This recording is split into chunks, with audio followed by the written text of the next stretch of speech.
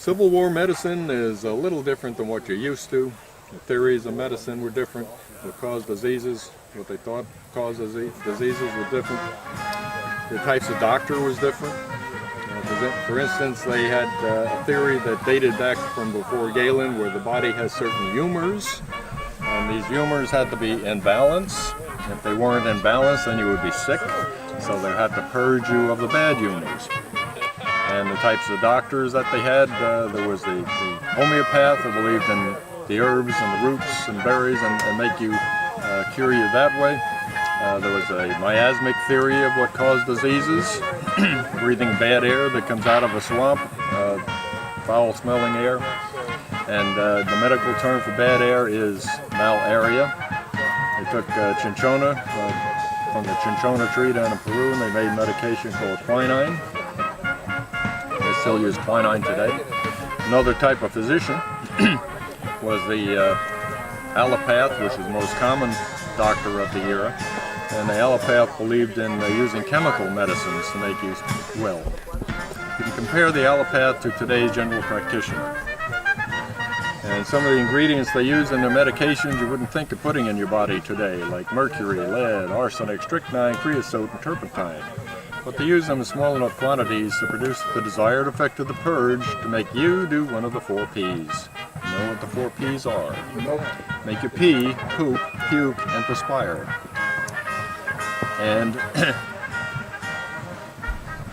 if you couldn't be cured that way, there were still bleeding people through the 1860s. This is called the bleeder flea. They cut a vein, bleed out a couple ounces to 500 cc's, half a quart of blood at a time, several times a day. If you're too weak to be bled that way, they put leeches on your body. If you had peritonitis, they put 50 to 100 American leeches on your belly. If you had tonsillitis, they'd hang some on your tonsils, and if you had hemorrhoids, they put them somewhere else. And they were cupping people back then also. They'd take a glass vessel, or it could be pewter. They'd take a cotton ball and a stick, dip it in alcohol. And they would put that in the vessel, burn out all the air, making a vacuum. While it's still hot, if you had pleurisy, they'd slap a couple on your chest wall, front and back, and this would cause a blister to form. This blister would fill up with fluid, and they thought that was coming off the lungs. And wet cupping. Have you ever heard of a condition called dropsy? I've heard of it, but have no clue what it is. Dropsy is a condition of edema. We associate it more frequently now with congestive heart failure, liver failure, kidney failure, where the dependent extremities swell up and sometimes so hard and tight they start to weep. The doctor would take a scarificator, and you see all the blades in that thing. When it's fully triggered, you can't see the blades, and depending on how deep the doctor has it set, you put this on the swelling, and you press the trigger, it goes back so fast you can't see it, and you could wind up with anything from a scratch to a deep laceration. They will put the cups on that to draw the fluid out. Now, so it wasn't all bad though. Some of the medications that they used back then, they still use today. If you had an irregular heart rhythm causing problems in your life, they would take the leaves of the foxglove plant and made medication called digitalis. They still use that today. If you had dyspepsia, indigestion, they would take bismuth and pepsin. And they made medication called? Pepto-Bismol? Pepto-Bismol, exactly. And the cure for the dead drunk back then, somebody who drinks so much alcohol they pass out. I'm going to guess coffee or caffeine. Exactly, black coffee, and they administered that by mouth or rectum. And this is a clyster enema syringe, one way to administer medications and stimulants and nutrients and water and hydration, water. And you got to think about it. Some of these boys got shot in the face. It wasn't just arms and legs that got hit. And if the patient survived and the doctor was able to put the pieces of bone together, they would wire the jaw shut. So how did they feed them? They gave them beef tea, chicken tea, vegetable tea, water to hydrate them, to keep them alive until the jaw healed. Until they were able to eat and chew things on their own. Exactly, exactly. So that's, you got bad teeth. These haven't changed in 150 years. I've had dentists and dental technicians tell me what tooth number they pull. This one is called a tooth key. This wraps around the tooth where they can loosen it up, give it a twist, and pull the tooth out. That looks like a medieval torture device. Yeah, I think the pliers look a little less aggressive. Yes, and these things were found, I've seen them in Revolutionary War medicine. That's how old it was before the Civil War. A couple of years ago I gave a presentation. There was a practicing dentist in the audience who looked at it and examined it and said, I've seen something very similar to this recently in a dental catalog. Apparently a firm in England reinvented the wheel and it's now called a tooth elevator. You might find it at your local dentist. We got bad tonsils. It's called a tonsil tome. It's wrapped around the tonsil in the back of the throat, and they would stab it, slice it off. Wow. I was thinking at first that it would be used just to remove stones from the tonsil. I didn't think about it removing the entire tonsil. The entire tonsil. Would they do that while you were conscious, dead drunk, or unconscious? Probably anesthetize with opium product. So you might be kind of conscious, but you probably weren't feeling much. Feel it. Or they can give you ether or chloroform, which were available. The instrument package in the center of the table here came from the Daniel Lady farm in Gettysburg. And most surgeons carry these roll-up pocket kits in case they have to do a minor surgery or when they're doing rounds in the hospital, in case they have to do something with cutting or irrigation or Foley. So that came from the Daniel Lady farm, and that was used as a Confederate field hospital during the war. Now, if you wanted to be a soldier in the Army, you might take one of these out of my vest pocket. What do you think that is? I have no clue. Tongue holder. Basically. If you want to have a hospital, if you want to have a sports physical, let's say, modern medicine, they would take a little flat piece of wood out of an envelope, say ah, say ah, say ah, wipe it off, say ah. What's wrong with that? It's transferring a lot of saliva and germs from patient to patient to patient. Germs. They didn't know what germs were during the Civil War. However, they could have and should have. Because in 1861, Dr. Louis Pasteur came out with his germ theory. And he was laughed off the stage by the established colleagues of the day who couldn't believe anything so small and insignificant as microscopic curiosities could hurt you. They had microscopes, they could see them. So he put his papers aside for a while, and in 1865, the year the war ended, Dr. Joseph Lister came out with his anti-germ or antiseptic surgical technique. And he too was laughed at. In 1867, he came over to the United States to tell the doctors over here at the colleges his anti-germ surgical technique, because he, based on Pasteur's paper, he believed all germs were airborne. So he had an atomizer, he sprayed the operating theater with the phenol, carbolic acid, he washed his hands in it, he washed his instruments in it, he sprayed the patient, he sprayed the wound, fewer complications from surgery. And that's really based on that is where we have the aseptic technique that we do today with the sterilization and washing the hands real good and the sterile gloves. So that's all came from back then. If you fall off your horse and you hit your head on a rock, or somebody hits you in the head with a rifle butt, and you wind up with a closed head injury where the blood pressure goes sky high and the pulse down the toilet, what we call Cushing syndrome, they would take a trephine and bore a hole in the skull to release the pressure. Now, if it's not an arterial bleed, you might survive. They take a gold coin and they put it over the area of the skull that it was affecting, and they would tap it into position, close the skin, and let it heal. Some of the doctors preferred the Hayes saw and do a square cut. So either way, the whole point was to relieve the pressure in the cranium so that on the brain. It wouldn't damage the brain to the point where they would die. Right. Otherwise, if it's a hematoma where blood collects under the skull, it's pushing the brain inward, and that causes problems. Okay. What was I see all the what looks like hair there, and it's It is. listed as sutures. What is that from? Well, they found, the Confederates found that after the war, I should say the medical profession found that after the war, the Confederate surgeons were having fewer complications from the surgeries than the North. And that didn't make any sense because the North had all the resources. But because of the blockade, the South couldn't get all of the suture material, they couldn't get all the medicines, so they had to improvise, adapt, overcome the situation of the blockade. So they went out in the woods, they got the barks and the roots and things to make medications that simulated what they had up north. But they also used horsehair and redhead hair, which is a little thicker than normal hair. And you see how, I don't know if you can see that against my white thing, my apron, but it's very thick and unyielding. So to make it more pliable, they had to dip it in boiling water. So what were they doing? Sterilizing it. Sterilizing the needle and thread, and they had fewer complications from the surgery. And up north, they could change those wet to dry dressing 2 to 3 times a day. Down south, they went 2 to 3 days, even longer. Without changing the dressings, they had maggots growing in the wounds. Maggots eating the dead tissue, not the living tissue. Fewer complications from surgery. And they still use They that. still use them today for deep ulcers and wounds that don't heal well with the alginates and things.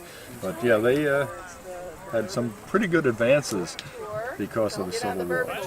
They didn't know why, but they did that. All right, there were things on the table that Thank you, sir. you're welcome. Appreciate it. Things on the table that you wouldn't expect to find on an Army doctor's table, like birthing forceps. These are C-ball birthing forceps. And you might question, why would an Army doctor in the Civil War need something like that? Camp followers? Camp followers, nurses, displaced civilians, so they had to have those things available so they can take care of them. That's why I have my little display here. Now, have you ever wondered why they call bullets rounds?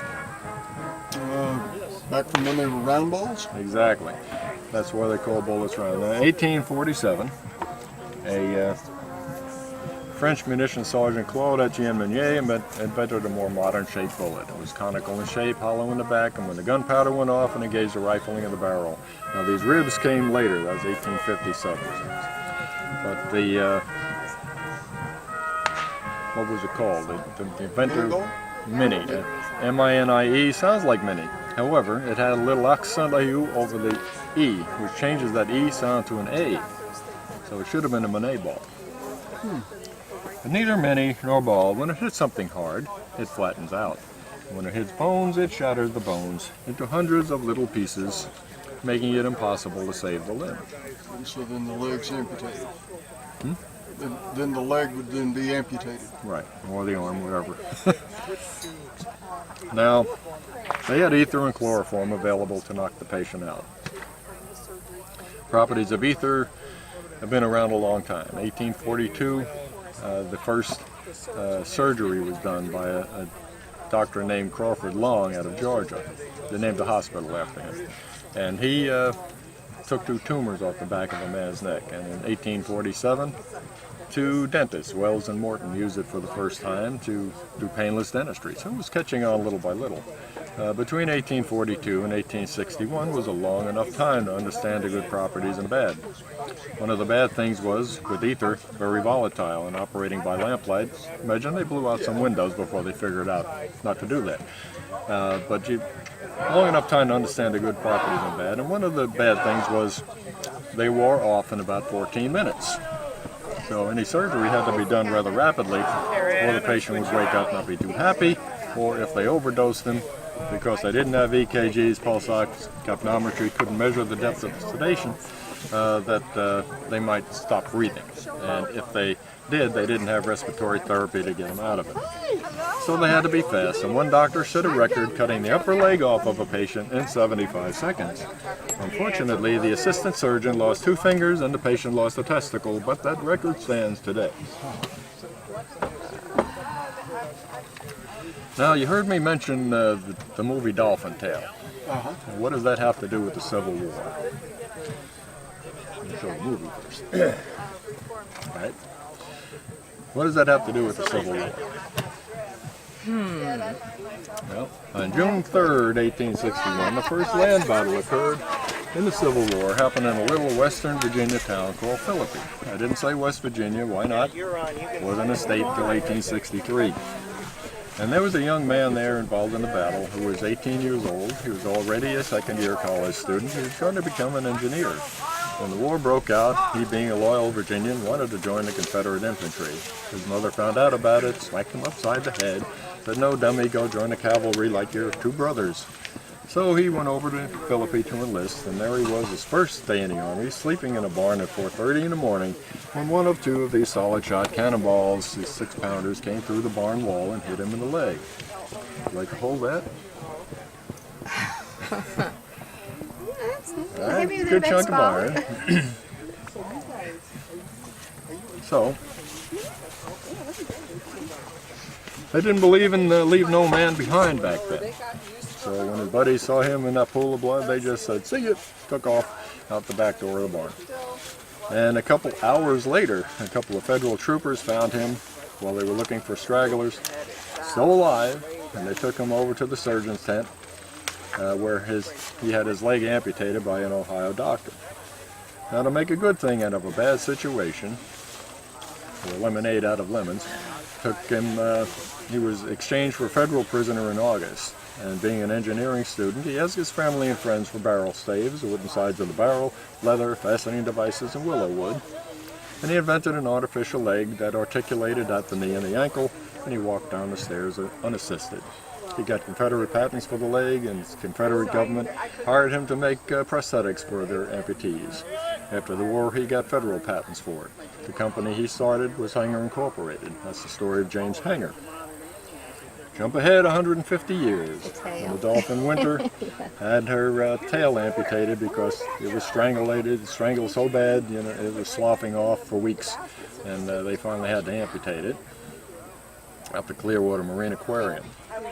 And this is big news in Florida. This went out over the TV and radio, and there was a man down there named Dr. Kevin Carroll who was driving. He heard it, and he said to himself, "We make prosthetics for people, why can't we make a tail for a dolphin?"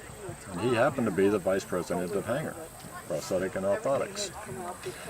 So he called up the aquarium. They thought he was a crackpot. They didn't believe him. He finally got to talk to somebody in charge, and they invited him over. He made his presentation. He took measurements of the dolphin's peduncle, which is the back end of the dolphin. And normally when you put a boot or a prosthetic on a human, they have this material, like a silicone material, that goes against the skin. Now when this gets wet, it's slippery. So when they tried it on Winter with this new tail that he and Dan Stremka from Sarasota, who's also an amputee, tried it on, it shifted and pulled, and Winter wouldn't wear it, so she kept flipping it off. Back to the drawing board. 14 months later, they came out with another ergonomic tail. This was from a team from the Hanger Corporation, and a team from the Alps Corporation that makes the boots for people, and a team from the Clearwater Marine Aquarium. All together came out with a new design for the tail and a new attachment. But they knew it wouldn't work until they came out with a new boot. So under the patent from Hanger, they developed this material, and Dan got to try it on first because he's an amputee, and he put it on his leg and he put his prosthetic on, and it didn't shift, didn't pull. He got in the water, it didn't come off, so they knew it would work. So they went back and they tried it on Winter, and that's why Winter has a tail that swims like a dolphin. So this doesn't come off easily. Right? You got to peel to get it off, because it comes off a little harder than it goes on. And is made by the Alps Corporation. And what do they call it? Dolphin tail? Winter's tail. Winter's gel. Winter's tail. Okay. Winter's gel. So now you know the rest of the story. Had James Hanger not lost his leg in 1861 and started the company that became the largest company in the world for making artificial limbs, Kevin Carroll would not have been the vice president, and Winter would not have a tail. So now you know the rest of the It story. comes back to the Civil War. That dates back to the Civil War. Right. See anything else on the table that might pique your interest? I see an ear trumpet. It looks like it was for somebody that didn't hear well, but I'm assuming you don't use it for that reason. Yes, Listen to I the do. chest? Yes, I do. And she wishes I would use it more often. But you can imagine taking those long marches, just having a quart of water with them, and they have to refill the canteens, the ponds, the puddles, the streams, the rivers, the creeks, wherever they can find water. And they wind up with getting diarrhea, dysentery, and they wind up getting more dehydrated. And dehydration has long been associated with the development of kidney stones. Kidney stones eventually migrate to the bladder. Normally they come out, but sometimes they get big as golf balls and they obstruct the flow of urine. So the doctor would take a urethral sound. This would go up into the bladder without doing abdominal surgery. And they'd find where the stone was. If it came loose and came out, great. If not, they'd move up to the next size, the next size, the next size. Until they had a lithotripsy instrument the same size, shape, and diameter as this. Had a barrel handle on the bottom, jaws on the top. They can crank it open, clamp the stone, crush the stone, let the little pieces pass, all without the benefit of ultrasound or CAT scan. And without Pretty good in my book. cutting. Yes. I'm going to assume the saws are bone saws. The bone saws, they haven't changed a whole lot either, only now they're electric. And some of them are still mechanical, but they come from different eras. They also come from different designs. I mean, there's as many designs of these instruments as there were instruments.